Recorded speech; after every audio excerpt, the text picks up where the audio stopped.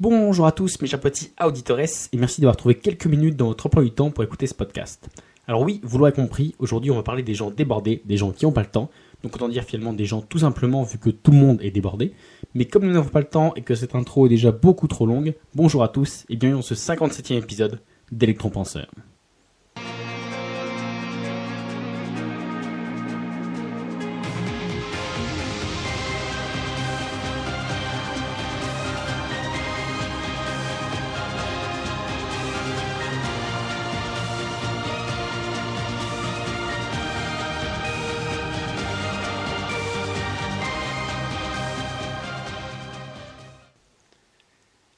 Alors, pour traiter ce sujet, on va commencer par prendre notre temps et se calmer un peu. Voilà. Pour commencer l'épisode, j'aimerais vous raconter une petite histoire. L'autre jour, je voulais prendre des nouvelles d'un vieux copain de fac. Alors oui, je sais, je vous raconte ma vie, mais vous êtes moins cher qu'un psy, alors voilà. Donc du coup, je voulais prendre des nouvelles de ce pote-là, où je savais qu'il était déjà assez investi dans le développement personnel et l'entrepreneuriat quand on était à la fac. Et là justement, je voulais prendre des nouvelles pour savoir où ça en était, comment ça s'était développé. Alors forcément, ça a commencé avec des petits messages courts d'usage, du genre « Salut, comment ça va ? Comment va ton chat ? Ta sœur est toujours stripteaseuse ?» Bref, le discours bateau. Et puis, finalement, après, il a commencé un peu à me répondre par message vocal. Alors même si personnellement, je déteste laisser des messages vocaux, je peux comprendre parce que c'est plus pratique, c'est plus rapide, c'est plus intuitif. Et aussi, ça permet justement, on va dire par exemple, les jeux de mots et l'humour, ça passe toujours mieux à l'audio, de vive voix, que juste des émoticônes ou des jeux de mots juste par message qui doivent être interprétés. Donc du coup, il a commencé à répondre, comme ça, il n'y avait pas de souci. Et après, comme on parlait pas mal, du coup, il m'a proposé de s'appeler, histoire qu'on se raconte un peu notre vie et nos petits projets. Mais genre pas longtemps, juste 5-10 minutes. Donc là, j'ai dit, ok, on arrive tous finalement à se trouver ces petits moments-là. 5-10 minutes, c'est moins long que le temps qu'il faut pour cuire des pâtes. Sauf si vraiment vous avez l'espèce d'infâme qui achète des pâtes qui se cuisent toutes seules là en 2 minutes, mais ça, c'est pas vraiment des pâtes. Mais voilà. Vous comprenez un peu l'idée. Mais donc finalement, je m'attendais à ce qu'ils me disent tiens, là j'ai une petite heure ou autre, on pourrait s'appeler là. Mais en fait, il m'a proposé une plage horaire pour dans 3 jours plus tard. Malheureusement, finalement, j'ai eu un contretemps et je lui ai dit au moment où il devait m'appeler, j'ai pas pu. Et donc du coup, il m'a donné un autre rendez-vous, mais pour presque 10 jours plus tard, avec un horaire bien précis. Donc finalement, là, à ce moment-là, on s'est appelé, on a bien discuté, c'était vraiment cool, parce qu'en fait, c'est un mec bien et on est sur la même longueur d'onde, on a un peu les mêmes visions de l'entrepreneuriat, des projets, ou une même vision du monde. Voilà, donc finalement, qu'est-ce qu'on peut retenir de cette histoire, à part que vraiment, je sais plus trop quoi vous raconter pour faire des intros. Alors que déjà, si ce pote en question tombe sur cet épisode, j'espère qu'il m'en voudra pas, parce que c'est absolument pas pour le stigmatiser ou lui faire des espèces de reproches dissimulés façon réglage de compte en mode de battle YouTube drama, pas du tout. C'était plutôt en fait juste parce que ça me servait bien de... Je trouvais que l'histoire était originale pour vous parler d'un concept beaucoup plus grand. Donc du coup finalement je devrais plutôt le remercier de m'avoir donné l'idée de cet épisode et de m'avoir mis une parfaite histoire de mise en situation pour faire une petite intro comme je ne sais pas les faire. Mais sinon, en fait je pense qu'on peut diviser cette histoire de 2 points de vue différents. Le premier, on va dire, c'est celui de l'efficacité. Parce que je sais que c'est un garçon qui a toujours plein de projets en route, qui passe sa vie à passer des coups de fil, à faire des conférences, à faire du réseautage, à voyager autour du monde.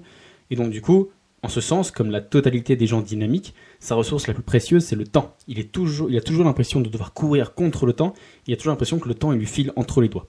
Donc en ce sens, finalement, l'organisation et la planification, donc là pour sous la forme de rendez-vous, ainsi que finalement l'utilisation d'outils comme des messages vocaux, c'est une excellente chose. Parce que du coup, on est plus productif, on fait les mêmes tâches, mais avec moins d'efforts et avec moins de temps. Donc du coup, dans ce cas-là, c'est justement l'utilisation de tels outils, donc par exemple de la commande audio ou autre, qui évite d'être débordé. Et donc ça irait presque à contre-courant avec le sujet de l'épisode, vous allez me dire. Mais il y a une deuxième analyse, et c'est justement celle qui nous intéresse. Parce qu'en fait, finalement, je sais qu'il a un peu des business ou autre, mais je suis pas un de ses clients. J'ai qu'un lien privé avec lui, il a rien à me vendre et j'ai rien à lui acheter. Donc finalement, pendant les 5-10 minutes, on n'a pas parlé affaires. Je vais pas lui demander des chiffres, je vais pas lui demander de me présenter des slides en costume, en façon visioconférence. Non, on peut s'appeler donc du coup tranquillement, à la cool. Il peut me mettre en train de promener son chien ou de faire à manger en même temps, parce qu'il n'a pas besoin de se préparer et d'être à 100% dans la conversation. Il pourrait donc m'appeler n'importe quand. Voilà, c'est pas une espèce de rendez-vous d'affaires, c'était vraiment un truc à la cool. Il y avait pas de pression derrière. Mais du coup, s'il me propose un créneau horaire pour dans plusieurs jours, ça peut vouloir dire qu'une chose. Alors oui, je sais, j'adore me prendre pour Sherlock. Donc ça peut vouloir dire qu'une seule chose, c'est qu'il est débordé. C'est-à-dire que son planning est une suite de tâches, de missions et d'appels, et que du coup, pour lui, il faut qu'il aille chercher plus loin pour trouver un créneau libre. C'est qu'en fait, finalement, il a beaucoup trop de choses, on va dire, dans son emploi du temps, et que même, voilà, un petit appel ou autre, il lui faut chercher un peu plus loin que, dans les 2 ou 3 prochaines heures, pour réussir à trouver un petit moment libre. Alors, comme je l'ai dit, je sais qu'il adore ce qu'il fait, et que finalement, il compte pas ses heures parce que c'est quelque chose qui lui plaît. C'est un peu comme, les créateurs de contenu, ou les entrepreneurs de manière générale. Il compte pas ses heures parce que c'est tout, ça le passionne, peu importe que ce soit le jour, la nuit, ou qu'il ait jamais un moment à lui, c'est pas grave, c'est dans son truc, c'est du moment, ça le passionne et c'est tout. Mais en fait, là, l'étude de cas que je veux mettre en avant, c'est que finalement, il s'enferme dans sa propre prison au barreau doré. Et que finalement, il arrive à se déborder tout seul. Donc du coup, c'était un peu cette petite mise en situation qui me permettait finalement de vous introduire le concept du débordement volontaire. Vous allez me dire, qu'est-ce que c'est que ça ? En fait, je parle débordement volontaire, vous comprenez un peu où est-ce que je veux en venir, mais finalement, si je précise vraiment volontaire, c'est parce qu'on peut être aussi débordé par des éléments extérieurs. Donc vous voyez tous de quoi je parle. Si vous êtes une mère au foyer avec 18 enfants ou que vous êtes un trader ou autre, là pour le coup c'est la famille ou c'est le travail qui vous déborde. C'est des causes extérieures, mais c'est pas vous. Mais là, on va parler du débordement qui est le plus vicieux. Et c'est celui dont je vais parler, qui en fait finalement c'est celui qu'on s'inflige à soi-même alors que finalement il n'y a aucune raison d'être débordé. Et là je pense que vous voyez exactement de quoi je parle. En fait finalement c'est quand on en vient à surcharger son emploi du temps avec certes des choses utiles, donc il est surchargé avec le taf, la famille, les projets ou autres, mais il est surtout surchargé par plein d'autres éléments à qui finalement on trouve une fausse utilité. Vous voulez des exemples ? Ok. Et finalement, regardez comment on vous regarde mal quand vous prenez une pause un peu trop longue, que vous devez repartir un peu plus tôt, ou que vous finissez vite un travail. Donc du coup, à ce moment-là, on va vous soupçonner directement ou indirectement de bâcler votre travail, de le faire à la va-vite, de pas vraiment être motivé par votre taf, ou pire, d'être payé à rien faire. Or, si vous êtes payé à 3 heures pour une tâche que vous faites en une, et du coup, on devrait plutôt vous féliciter de partir du boulot 2 heures plus tôt. Mais, on va pas se mentir, c'est pas vraiment comme ça que ça se passe. Donc vraiment, pour toutes les actions, en fait, il faut toujours qu'on essaie de donner une contenance. On se dit, par exemple, si vous prenez une pause d'une demi-heure, ça marchera tout, même si, c'est dans votre emploi du temps que vous savez que vous arriverez à gérer le reste de vos projets en ayant fait cette pause. Par exemple, là je prends l'exemple du boulot, ça passera toujours mieux si pendant la demi-heure de pause, vous amenez le café à la moitié de vos collègues. Parce que du coup, on va dire, vous voyez, c'est vraiment vicieux, parce que là, vous n'avez pas l'air de rien faire, vous avez l'air d'être utile, même si vous êtes créé cette utilité, et il n'y a absolument rien, les gens vont survivre sans café. D'ailleurs, ils vont survivre beaucoup plus vite, beaucoup plus longtemps sans café. Indirectement, c'est un peu comme si vous les tuiez, mais bon, est-ce que vous voulez vraiment tuer vos collègues ? Ça, c'est un autre débat. Bref, finalement, en fait, ce qu'il faut retenir, c'est que les gens, ils détestent les autres personnes qui sont productifs et qui profitent de leur temps pour faire une autre tâche que la tâche principale qu'on les a attribuées. Donc soit une autre tâche, soit quelque chose complètement ailleurs, par exemple, regarder ses photos de vacances ou planifier quelque chose ou finalement rentrer chez soi. Parce qu'en fait, tout simplement, ça leur renvoie directement à leur propre médiocrité. Attention, pas dans le sens vraiment négatif du terme, mais en fait parce que ça leur montre de manière flagrante la différence de niveau d'un point de vue finalement efficacité. Parce que, souvenez-vous, quand on était tous jeunes, parce qu'on a tous été jeunes, pendant les contrôles, les profs qui essayaient de démolir, mais vraiment d'un point de vue carrément vicieux, genre sans vraiment d'argument, ceux qui juste finissaient en avance et qui regardaient par la fenêtre. Ils faisaient rien de mal, ils gênaient pas les autres, mais juste, ils sortaient du moule parce que ils renvoyaient aux autres et même aux profs que finalement le devoir qu'ils avaient donné en 1 heure, eux ils arrivaient à le faire en 40 minutes. Donc du coup c'est pour vous dire que peu importe le niveau où vous êtes, on n'aime pas les gens qui sortent du lot et qui montrent qu'ils sont qui sont plus productifs que les autres. Et donc, pour pas subir de plein fouet, telle une charge de régime enragé, toute la pression sociale des autres, de manière directe, donc avec des reproches ou avec des avertissements, ou indirecte, avec des ragots par exemple, finalement on donne l'illusion d'être débordé. Comment ? En fait, on se surcharge volontairement de travail. On se prend forcément des missions qui sont chronophages, on fait semblant d'avoir beaucoup de choses à faire, on prend à bras-le-corps des sujets super complexes dont on sait pertinemment qu'on n'aura pas le temps de les faire dans l'espace de temps qui nous est imparti. Et donc du coup, le but c'est un peu d'essayer de brider notre productivité pour montrer que, non, on est comme les autres, on est débordé, même si sur le papier on en fait beaucoup plus que les autres puisqu'on s'est attelé à bien plus de missions que ce que les autres font au même niveau, quoi. Et donc du coup, si en plus de ça, ça suffit pas, on se rajoute des activités extérieures, par exemple des cours du soir ou des activités du sport ou autre. On part avec du travail à faire chez soi. Et à la base, en fait, finalement, on fait ça, c'est uniquement pour pas avoir le reproche de rien avoir à faire. C'est vraiment pour qu'on vous dise, ah tiens, toi tu repars, t'es en week-end, t'as pas emmené du travail comme tous les autres, alors que finalement ça n'a pas de sens. Si le travail que les autres ils emmènent chez eux, c'est parce qu'ils n'ont pas eu le temps de le faire dans les ordres de bureau, vous devriez pas avoir besoin de le faire, puisque vous c'est tout, vous avez rempli votre part du job. Mais voilà, pour vous fondre dans la masse, pour pas recevoir toute la pression sociale sur le dos, et ben vous faites comme les autres et vous vous surchargez encore plus. Et donc du coup, en se surchargeant encore plus que les autres, et ben c'est mathématique. On finit par être vraiment surchargé. On l'était pas à la base, on s'est rajouté d'autres trucs pour essayer de paraître comme les autres et de pas avoir la pression sociale sur les épaules.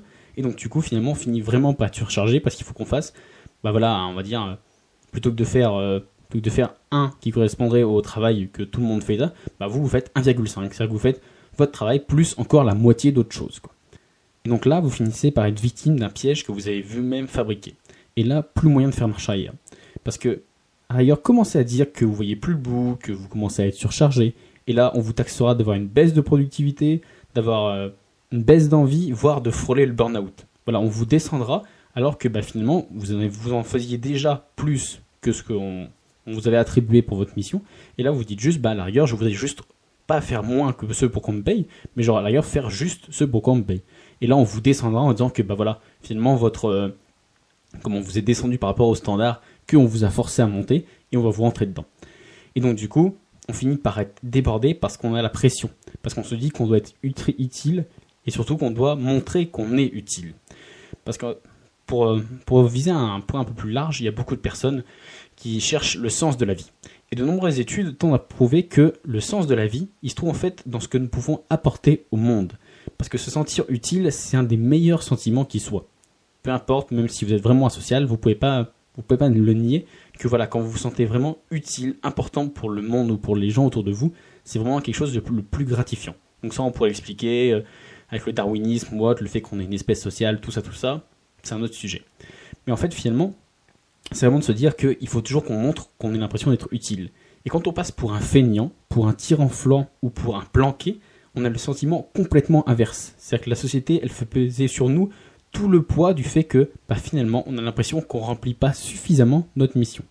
Alors que pourtant, on le remplit, on fait ce pourquoi on nous a payé ou la tâche qu'on nous a donnée, on l'a fait. Mais c'est juste que comme on l'a fait plus rapidement, il y a la société qui nous donne l'impression de si toi tu restes à rien faire pendant que les autres y travaillent, c'est pas que toi finalement t'es pas vraiment aussi utile que les autres. Vous comprenez un peu le principe? Donc il y a à la fois ce truc de se dire que les autres aiment pas parce que ça leur prouve que vous êtes plus productif qu'eux, et en plus vous avez aussi le poids de la société de venir à dire c'est-à-dire qu'au plus ou moins t'es là mais tu fais pas grand chose, alors que pourtant vous en faites autant que les autres, vous le faites juste mieux.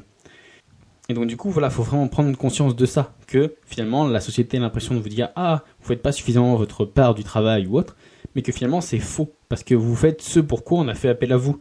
Vous l'avez fait pas moins bien, pas de manière frauduleuse, ni de manière malhonnête, c'est juste que vous avez été plus efficace que la moyenne.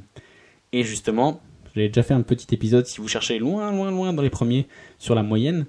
Et donc du coup, c'est souvent le problème de la moyenne, c'est qu'elle nivelle par le bas. Et donc du coup, elle vous fait culpabiliser d'être sorti du haut et d'avoir montré aux autres que vous étiez devant. Donc du coup, il faut vous mettre dans la moyenne, il faut être débordé comme tout le monde, parce que tout le monde est débordé et vous, il n'y a pas de raison que vous le soyez. Alors encore une fois, comme je vous le disais, je parle ici des gens qui sont débordés par des raisons intérieures. Pas des raisons extérieures, façon rendez-vous médical, travail, projet, famille ou autre.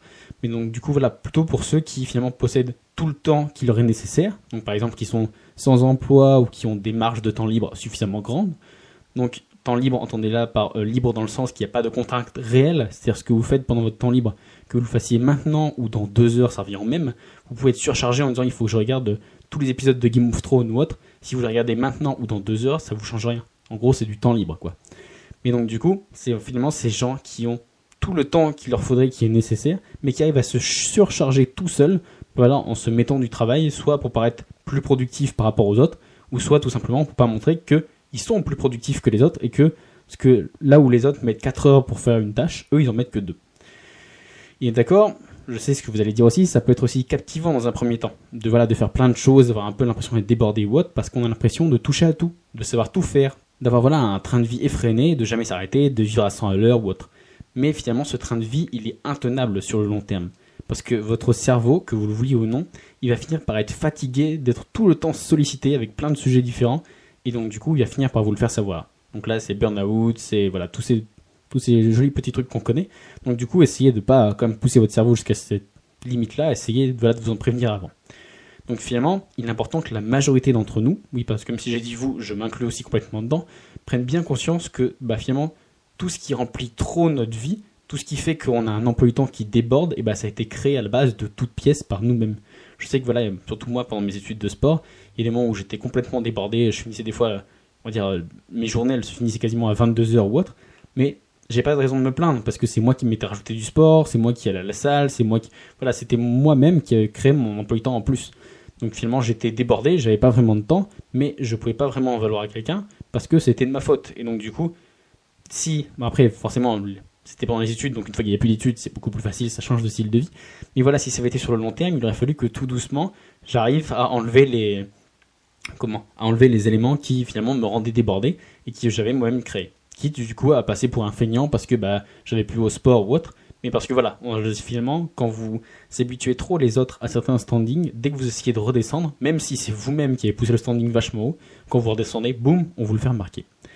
Et donc du coup, finalement, comme un dédale qu'on enferme dans son propre labyrinthe, comme lui, votre seule manière d'en sortir, c'est de créer vous-même vos propres ailes, votre propre volonté, et de vous extraire de ce piège pour redevenir maître de votre vie. Donc un peu dans l'exemple que j'ai dit, voilà, d'arriver un peu provisoirement à vous en foutre un peu de tout ce qui va vous arriver dans la tête, puisque vous allez forcément avoir des reproches, donc vous avez une baisse de niveau, finalement, mais il faut en passer par là pour finalement redevenir un maître de votre vie et de pas devenir une espèce de juste de machine qui tourne non-stop pour juste devenir de plus en plus productive et jamais s'arrêter. Parce que comprenez bien cela, on n'est pas des machines, on n'est pas des robots. Un robot finalement qui est payé, entre parenthèses, à rien faire, c'est une perte de temps et d'argent. Si vous avez un robot dans une entreprise et qui ne travaille pas le jour et la nuit, voilà, imaginez un robot qui n'a pas besoin d'intervention humaine. Si il ne travaille pas le jour et la nuit, vous perdez de l'argent. Parce que voilà, si vous le gardez à rien faire, finalement le robot, il n'emmagasine pas de l'énergie pour ce qui va se passer après. Donc ça n'a pas de sens. Donc si on était tous des robots, j'espère que nous ne sommes pas encore, mais si nous étions tous des robots, oui, en effet, il faudrait toujours qu'on soit productif et toujours qu'on soit occupé.